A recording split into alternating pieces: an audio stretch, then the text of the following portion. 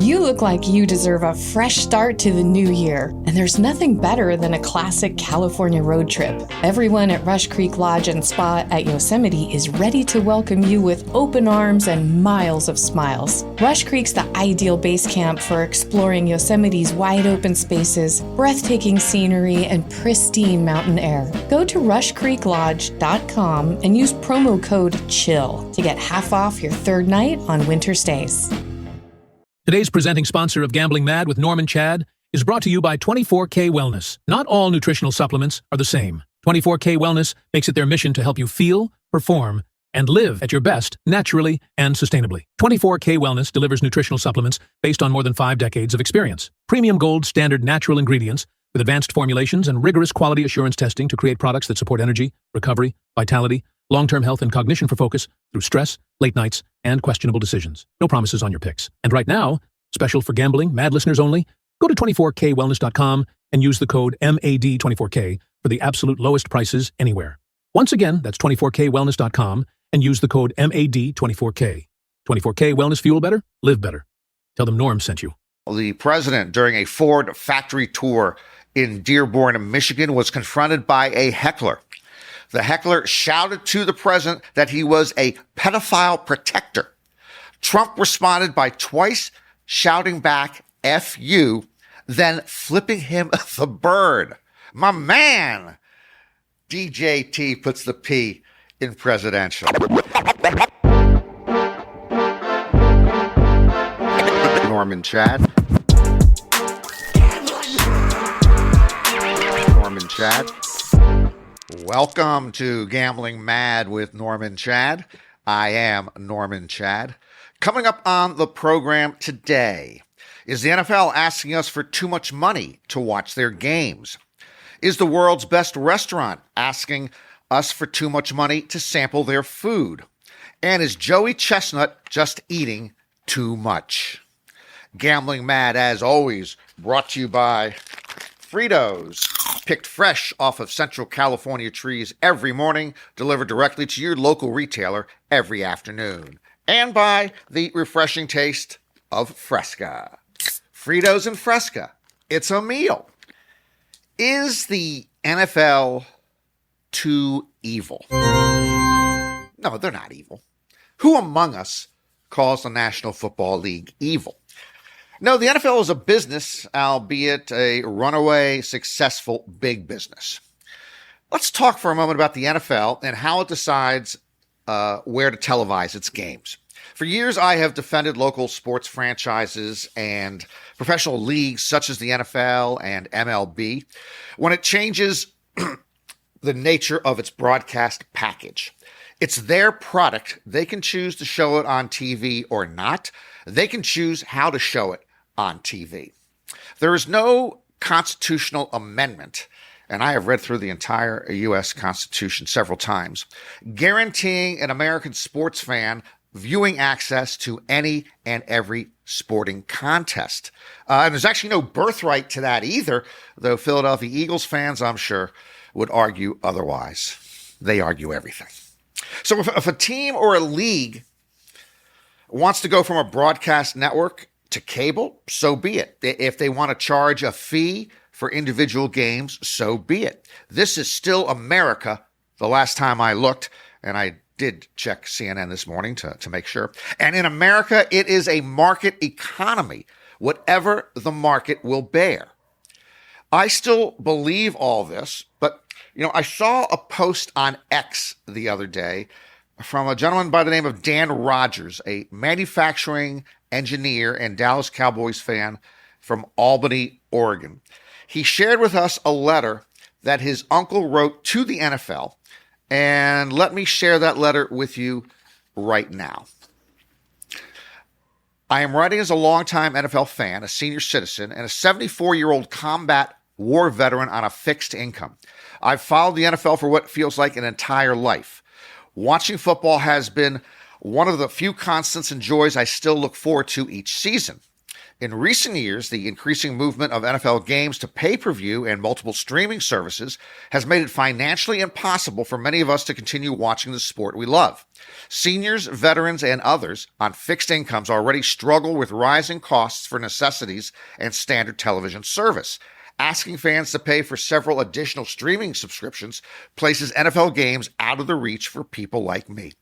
For many seniors and veterans, football is more than entertainment. It is companionship, routine, and connection, especially for those of us who are homebound or living alone. Being priced out feels like we are quietly being pushed aside after decades of loyalty. I urge the NFL to reconsider the continued scattering of games across paid streaming platforms and to keep games accessible through traditional television. He signed it respectfully, a concerned senior and proud combat veteran.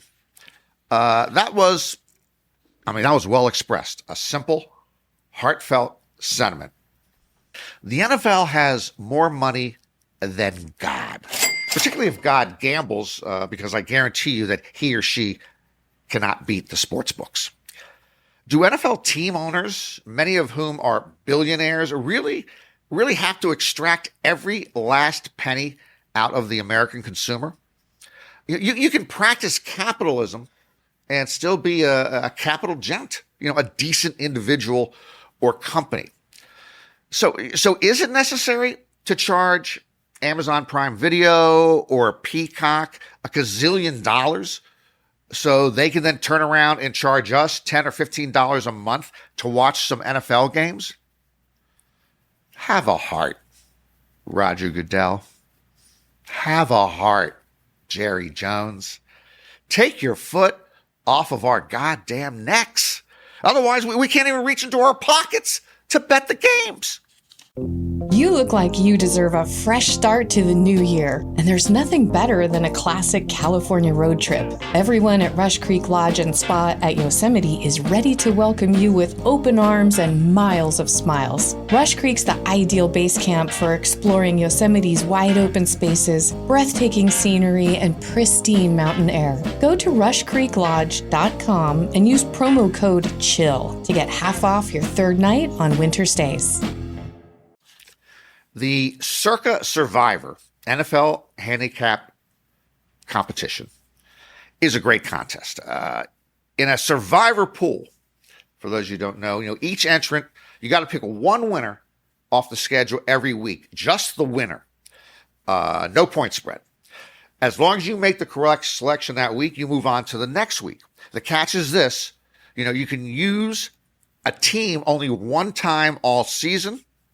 So there's a lot of strategy on when to pick who you pick. And then, at any time, one incorrect selection and you are eliminated. Circa Survivor costs $1,000 per entry.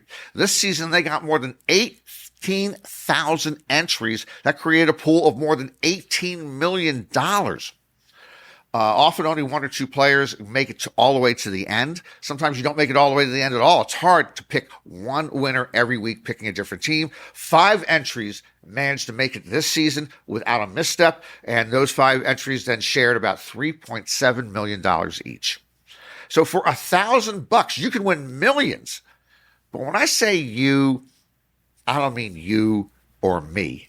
It's practically impossible for one individual to stay perfect over 20 weeks. So while this competition, it seems like a great contest, it's a bit of an illusion. Any person is allowed up to 10 entries under their own account. And then certain people form teams.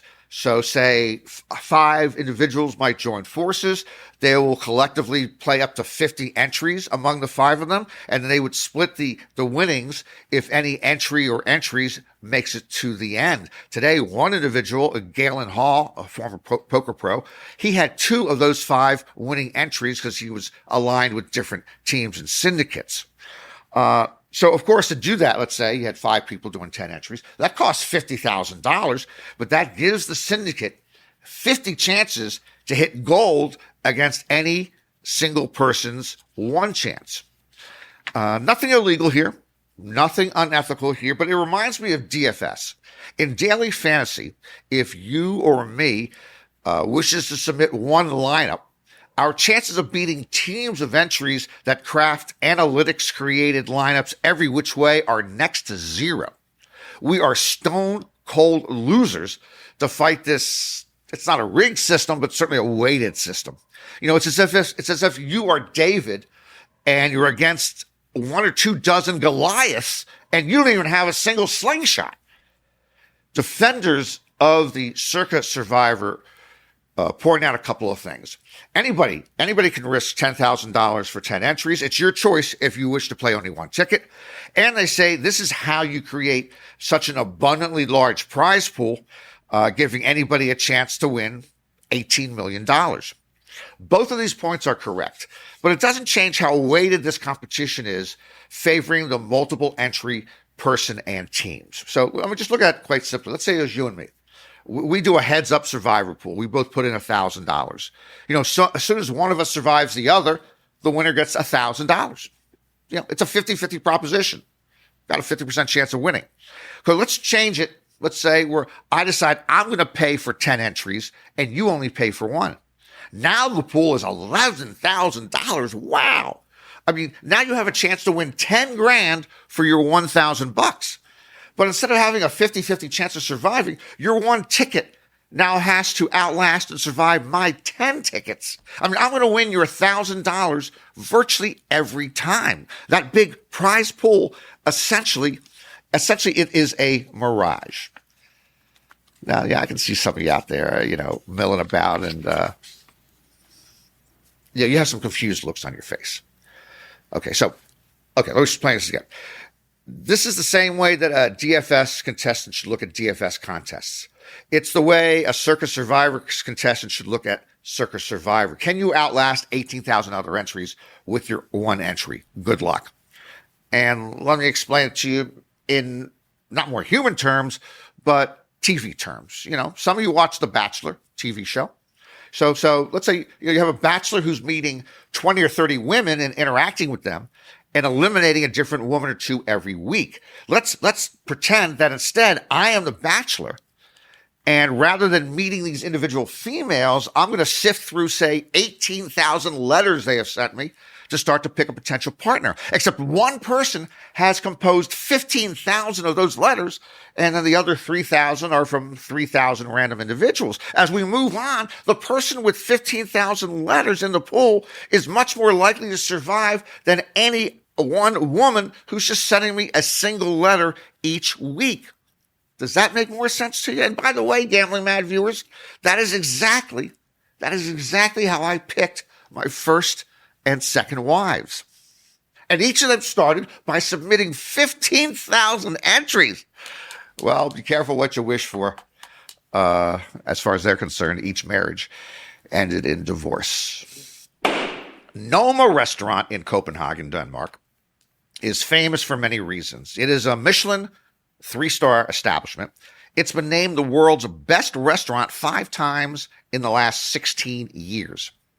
It has a set price for a meal, almost $700 per person, and you've got to make a reservation months out to secure a table. Not my type of joint, but, I'm sure the food is very, very good.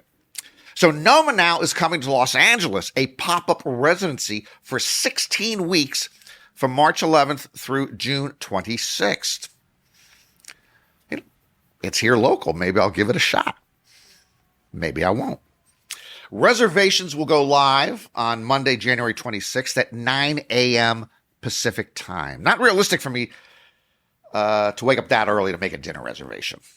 And the tasting menu at Norma Los Angeles, mind you, this will include alcohol, a hospitality fee, and taxes, will run $1,500 a person. $1,500. That's before tip, and it does not include a lap dance. Okay, owner chef Rene Redzepi told the Los Angeles Times that the somewhat high menu price is in part due to costs associated with transporting 130 people from Copenhagen to LA, covering their lodging, and in some cases, schooling for staff members' children. Okay, let's back it up for a moment. 130 people for a 42-seat restaurant? I know the restaurant business pretty darn well. I've worked in restaurants. I have eaten in restaurants, including, of course, many, many drive-thrus. So, but what we're talking about here is we're talking about a chef's assistant to prepare the food in the kitchen, somebody at the hosting stand, maybe 3 or 4 servers and a busboy, plus some administrative person who handles reservations, and somebody to work the parking valet. That's 10 people tops. How they get to 130? And these migrant bozos think actually they're going to get 100 plus people through immigration and customs with this administration? Well, they probably are white, so it probably was not a problem. Okay, I understand the need to find lodging and pay for lodging for Noma's workers, but I'm also paying a premium for fried reindeer moss, wild sea urchin, and fermented candy pine cones so that the maitre d's kid could go to private school in Beverly Hills? No. I think not. And let me tell you something else, folks. Even with today's inflated fast food economy, do you have any idea how many Popeyes 2-piece meals I can get for $1,500? And Noma will not have a piece of bread on site that beats the Popeyes biscuit. So it's going to be a hard pass for Gambling Mad and staff on this offer. Oh, however, okay, there is one hack to beat the system. Each night, Noma is offering what it calls an industry table for up-and-coming hospitality professionals under the age of 25. They're going to take online applications and choose 4 people a night to get the full, 15 or 20 course tasting meal at no charge. What a freebie. My only problem here is that you have to be under 25. Well, let me let you in a little secret. When I shave my mustache, I look like 40 years younger. We're going to Sizzler, baby! Or whatever the name of the restaurant is. What was it? Noma. See you at Noma. Time for NFL picks. But before we get to our NFL picks, first let me ask our weekly NFL trivia question. In the 1993 film Sleepless in Seattle, how many words do co-stars Tom Hanks and Meg Ryan speak to each other? Good luck with that one. What? Well, you want to know how this is NFL trivia? What, you people are going to nitpick me on that stuff? I don't know. Maybe Tom Hanks' character was a Seahawks fan. Damn. All right. How many words they speak to each other? Hanks and Meg Ryan.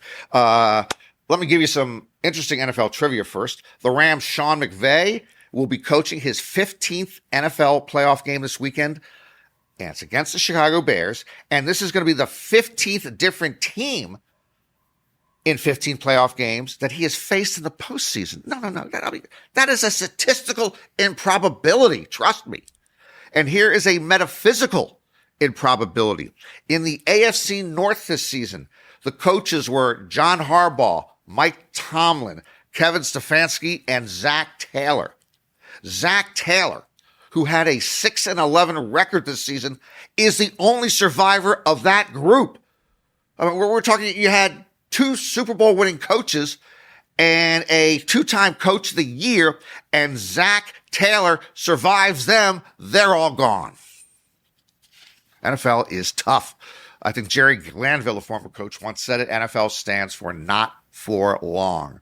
All right, let's go to the picks. Guess what? I was 2-3 on the playoffs opening action last week, and it seems like I was 2-3 every other week this season. That's how I ended up 1 game under 500 for the regular season against the spread. And that's why right now I'm 1 game under 500 for the postseason. You go 1 game under 500 every week of the year betting sports, and I guarantee you're not paying $1,500 for any tasting menu at Noma. You go 1 game under 500 every week of the year, and you go from a 3-star Michelin restaurant to 3 Michelina frozen entrees for dinner. Time for the picks.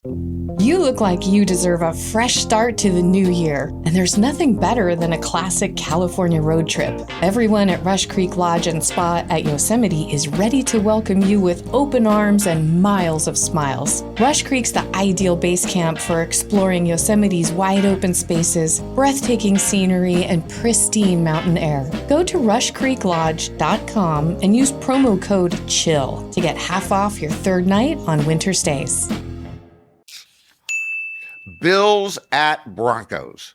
This was a weird one. The game opened with the Bills as a 1.5-point favorite at the beginning of the week. Now the Broncos are a 1.5-point favorite. So the public likes the Broncos. The public is usually wrong. The public is usually stupid. You don't think the public is stupid? Okay. Then why is Subway such a popular sandwich shop? Okay, so the Broncos, let's give them credit. They were 8-1 at home this season. They are rested. The Broncos have the league's number 2 rush defense. The Broncos had the 5th most sacks in NFL history. But the Bills have Josh Allen. Sure, he's banged up.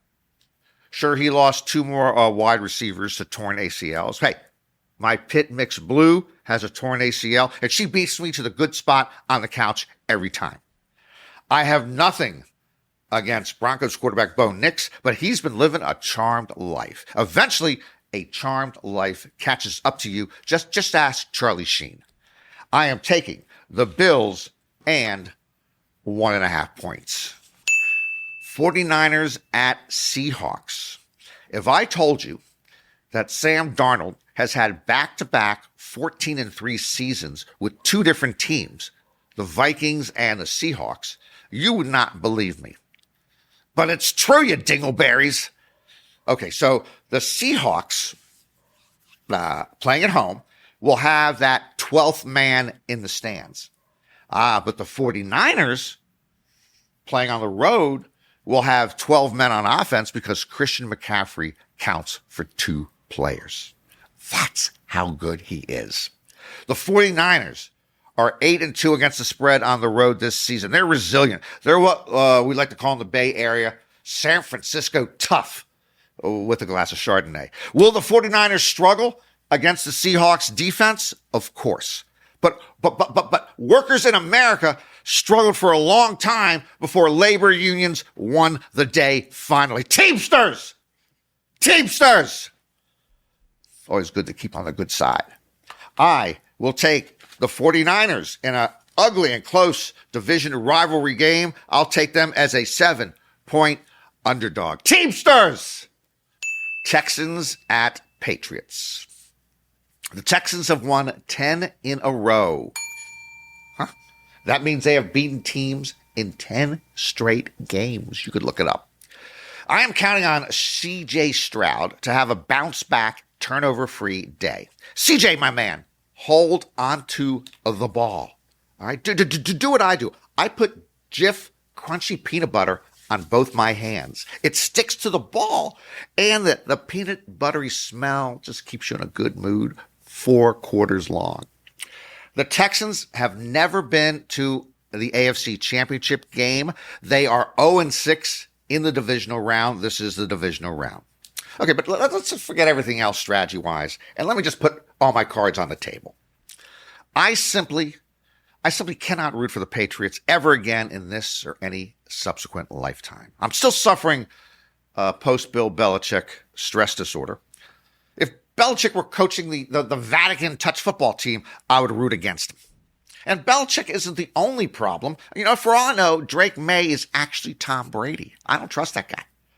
And am I ever going to root for a team that is supported by Dave Portnoy and Bill Simmons? Who are we kidding? All right. Anyway, Drake May takes a lot of sacks. The Texans only allow you 2.78 seconds to throw the ball. I can tell you from personal experience, if I don't get at least 2.92 seconds to throw, I panic. Lost my Notre Dame scholarship because of that.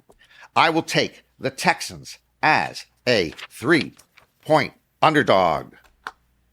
That was easy. It was easy. I'm never going to be picking the Patriots when it counts. Rams at Bears. I am just sick and tired of hearing all the Matthew Stafford cold weather stats. This game is in Chicago. Okay, yes, he is 1-9 in his last 10 games outdoors in the rain or the snow with 16 touchdown passes and 11 interceptions. When it's 20 degrees or lower, he has a passer rating of only 76.0. So this time around, he'll just wear the Burberry cashmere gloves that I sent him for his birthday. As for the Bears, Caleb Williams was simply incredible last week. Okay, good for him. All right, in fourth grade, I had the greatest kickball game in the history of Arcola Elementary School. And after that, I turned into Screech from Saved by the Bell. By the way, I'm also tired of hearing about the brilliance of Ben Johnson. Not only, is he an offensive genius, apparently he also assisted Sir Isaac Newton with his theory of relativity. The Rams, my friends, rank in the top 10 in the league in offense and defense.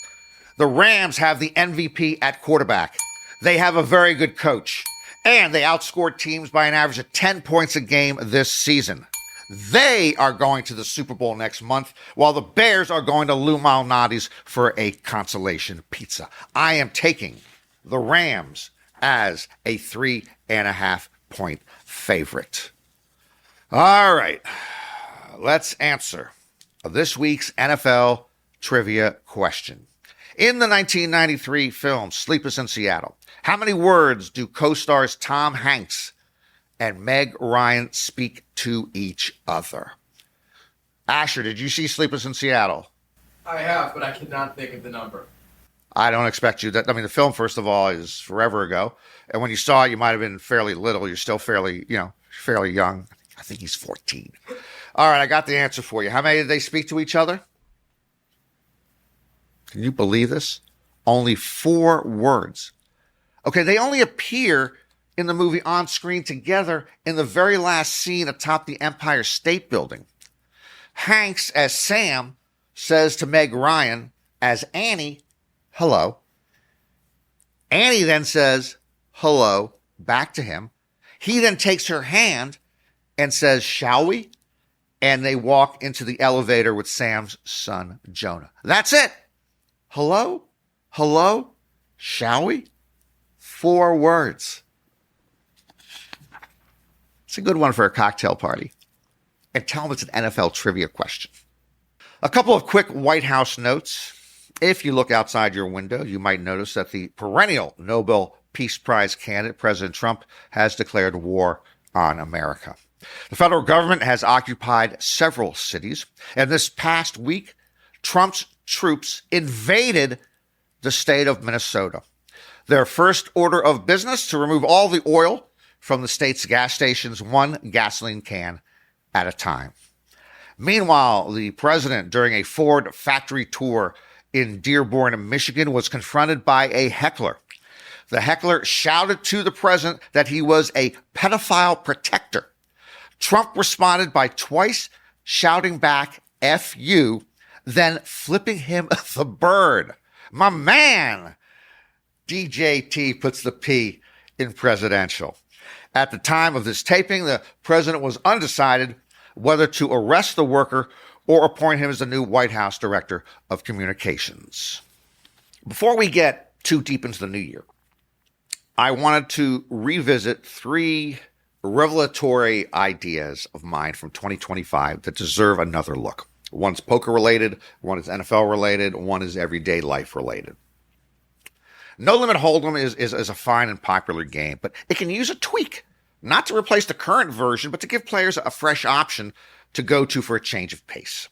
There's already an iteration of Hold'em called Pineapple, in which each player is dealt 3 cards into their hand instead of 2, and then they have to discard one of them before or after the flop. That's a lot of fun. I have another one that's a lot of fun. My proposal is called 2 and 2.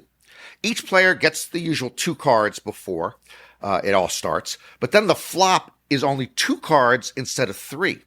Interesting. Okay. Nobody can flop a completed 5-card hand for starters. Plus, it adds another betting round. So for you newbies, In Standard Hold'em, there are 5 community cards anyone can use. The first 3 of them come out on the flop, then a 4th card called the turn, and then the 5th card called the river. And you use those cards with your 2 to make your best 5-card hand. In my version, the flop is only 2 cards, not 3. So instead of 3, 1, and 1, the board now comes out 2, 1, 1, and 1. Flop, turn, peekaboo, river. Yes, the exciting peekaboo in between the turn and the river. Who won't love the peekaboo? 2 and 2 Hold'em, my friends, featuring the all-new 2-card flop. It's the only thing I talk about anymore. My current wife, Tony, has found yet another reason not to eat dinner with me. Next, in the NFL, you get 4 downs to get 10 yards or more for a new set of downs. How about this? Once a game, a team gets an option to use a 5th down. Yes. And we will call this the golden down. What a fascinating stratagem. When do you use it? You'd think most coaches will wait till very late in the game to activate the golden down, but who knows? And this will just, be another endless talking point for pundits, fans, and bettors. Let's say trailing by 6 points after failing on 4th down at midfield. Why did Lions coach Dan Campbell decide to use his golden down and go for 5th down and 3 with 4 minutes left in the 3rd quarter? Maybe because he's an idiot. Did he use it too early? Who knows? The golden down is my way of giving back to a league that has given me so much. It's the only thing I talk about anymore. My current wife, Tony, has found yet another reason not to eat dinner with me. And finally, my piece de resistance. We need a new, simpler calendar. Why do some months have 30 days and others have 31? With the current setup, you're constantly looking up a future date to see what day of the week it is. No more with my groundbreaking 8-day week, 32-day month, 11-month year. It is so simple. Wow. That was easy. Tell you how easy it is. Okay? Every day of the week becomes the same date. So if January 3rd is a Tuesday, well, then February 3rd is a Tuesday, March 3rd is a Tuesday, and so on. Secondly, the 8-day week gives everybody what they always yearn for, the 3-day weekend. It's built in. 5 days a week, then of work, and then 3 days off. And we get a whole new day, Monday, Tuesday, Wednesday, Thursday, Friday, Bees Day, Saturday, Sunday. Huh? Why Bees Day? It's just a placeholder, okay? Don't start shouting at me. We can think of a better name, but I love the sound of Bees Day. What are you doing this weekend? Oh, you going to the beach on Bees Day? Whoo, ain't this great? Yes, it is. 8 days a week, 32 days a month, 11 months a year. Now, I understand a couple of the sharper tools in the shed out there might notice a couple of things. With only 11 months, we got to lose a month. That's easy. February. Everybody hates February. Okay, sure, February is Black History Month, but just move it to March and Black history aficionados get 4 extra days to celebrate Martin Luther King Jr., Thurgood Marshall, Alvin Ailey, and John Morant. Which leads us to the other problem. 32 days a month, 11 months a year. That only adds up to 352 days. 13 days short of the standard 365-day year. So this is what we do. After the new December 32nd, we then have a 12-day year-end national holiday called Restivus. Yes, Restivus. We rest and relax and rejoice. That's followed by New Year's Eve, and it's just called New Year's Eve. There's no month or date attached to it. And then we start the new year on January 1. This just blows my mind. And it's the only thing I talk about anymore. My current wife, Tony, has found yet another reason not to eat dinner with me. I eat alone a lot. You look like you deserve a fresh start to the new year, and there's nothing better than a classic California road trip. Everyone at Rush Creek Lodge and Spa at Yosemite is ready to welcome you with open arms and miles of smiles. Rush Creek's the ideal base camp for exploring Yosemite's wide open spaces, breathtaking scenery, and pristine mountain air. Go to rushcreeklodge.com and use promo code CHILL to get half off your third night on winter stays.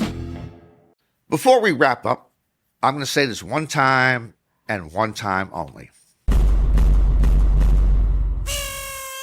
Enough with competitive eating. Enough with grotesque celebrations of gluttony. Enough with Joey Chestnut. There's a fine line between an all-you-can-eat buffet and consuming 70 hot dogs in 10 minutes. One is overconsumption. The other is overwhelmingly overbearing.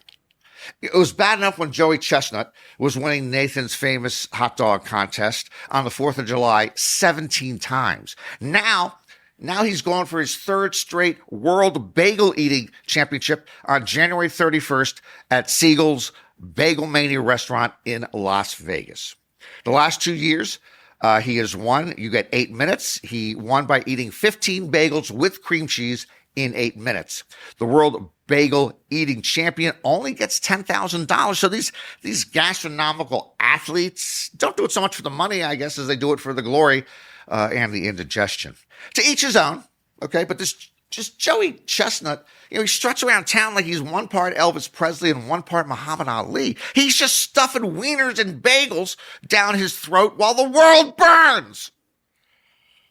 Okay, granted, I'm not doing much better. I'm just a poker player and penniless podcaster. But at least I know that when you go to Siegel's Bagel Mania, you don't get a bagel. You should order the egg whites, feta, garlic, spinach, and tomato scramble. Woo, so good. And I get it with a Dr. Brown's black cherry soda. Yum. That will do it for another edition of Gambling Mad with Norm and Chad. Hope to see you again next time. And remember, if you're going to roll the dice, make sure they're loaded.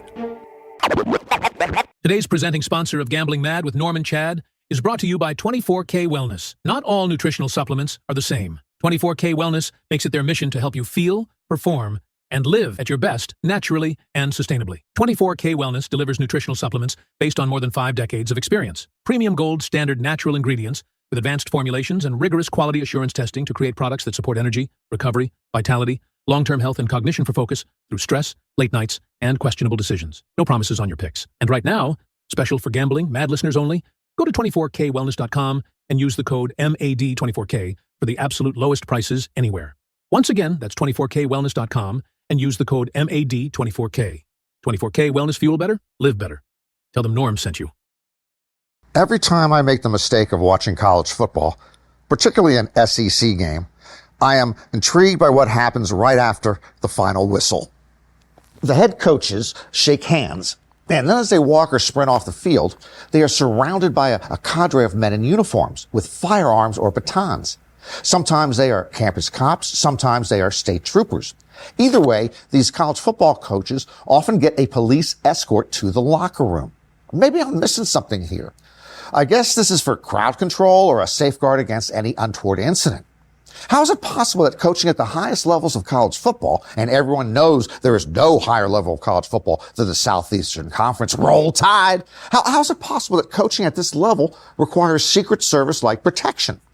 I know this goes back to the days of Bear Bryant, but now it is standard operating procedure. This is where we're at as a culture? This is not a step too far? Coaches generally are the highest paid public employee in most states. They often get a nice home purchased for them as part of their deal. But law enforcement surrounding them as they go to and from work, are they in danger if they lose a game? Or these days, are they in danger if they don't win a game by enough points to cover the spread? Well, I'm telling you that we're all going to hell in a handbasket sponsored by DraftKings and FanDuel, and the handbasket is going to have a built-in console that allows you to keep tabs on the games en route to your eternal damnation. Well, count me out. Because we're all going to hell in a handbasket sponsored by DraftKings and FanDuel with a built-in console in each handbasket so we can watch every game we bet on the road to eternal damnation. I would rather walk barefoot across broken glass into the afterlife with Stephen A. Smith on my shoulders. Anyway, we're getting there. I'm going gambling mad. Gambling Mad with Norman Chad is written by Norman Chad and ghost-written by Norman Chad. Executive producers are John Scheinberg and Rick Barrio-Dill. Produced by Norman Chad and Rick Barrio-Dill. Our associate producers are Bree Khoury and Asher Friedberg. And edited by Asher Friedberg with studio facilities at 360 Pod Studios, Beverly Hills. You look like you deserve a fresh start to the new year, and there's nothing better than a classic California road trip. Everyone at Rush Creek Lodge and Spa at Yosemite is ready to welcome you with open arms and miles of smiles. Rush Creek's the ideal base camp for exploring Yosemite's wide open spaces, breathtaking scenery, and pristine mountain air. Go to rushcreeklodge.com and use promo code CHILL to get half off your third night on winter stays.